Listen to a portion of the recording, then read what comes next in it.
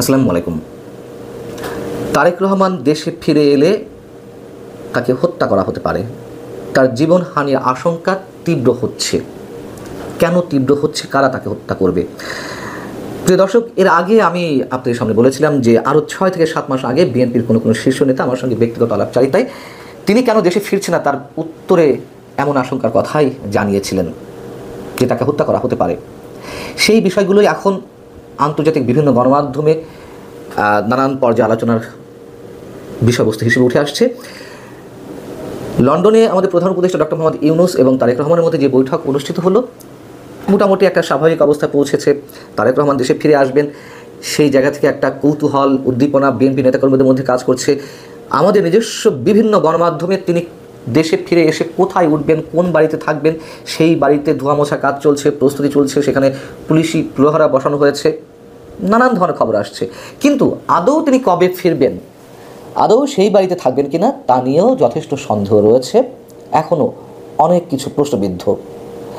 এত কিছু একটা স্বাভাবিক অবস্থা আসার পরে প্রধান উপদেষ্টা বৈঠকে একটা সমঝোতা হয়েছে এমন ধারণা সবাই করছেন। সেই জায়গা থেকেও কেন তাকে নিয়ে এখনও এই ধরনের প্রশ্ন? সেই জায়গা থেকে আন্তর্জাতিক গণমাধ্যম বিবিসির পক্ষ থেকে তারেক রহমানের আন্তর্জাতিক বিষয়ক উপদেষ্টা হুমায়ুন কবিরের কাছে প্রশ্ন করা হয়েছিল। তার উত্তরে তিনি যা বলছেন তা হচ্ছে, তারেক রহমানের মতো লিডারের সিকিউরিটি কনসার্ন স্বাভাবিক বিষয়।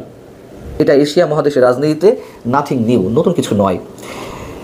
Politics in the Asia Pacific আর South Asia anywhere in the world, এই ধরনের সিনিয়র পলিটিক্যাল লিডারের নিরাপত্তা ঝুঁকির বিষয় আছে। সত্য কথা।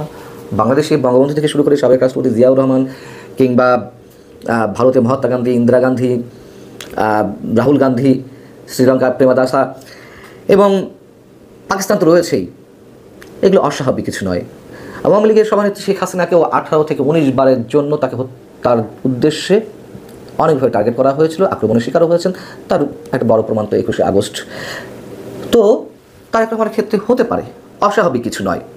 আচ্ছা, হুমায়ুন কবির বলছেন, কিন্তু কেন হবে এই মুহূর্তে, কেন এই আশঙ্কা, সেটা আমি পরে আসছি। হুমায়ুন কবির বলছেন যে ওনার আসার আগে তো একটা প্রস্তুতির বিষয় আছে।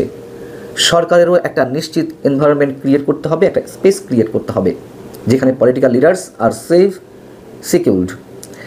তারেক রহমানের আরেক উপদেষ্টা মাহদি আমিন, তিনিও বিবিসিকে বলছেন, যথোপযুক্ত আইনি এবং রাজনৈতিক পরিবেশ যখন সৃষ্টি হবে তখন তিনি ফিরবেন। অর্থাৎ এখনও নিশ্চিত নয়।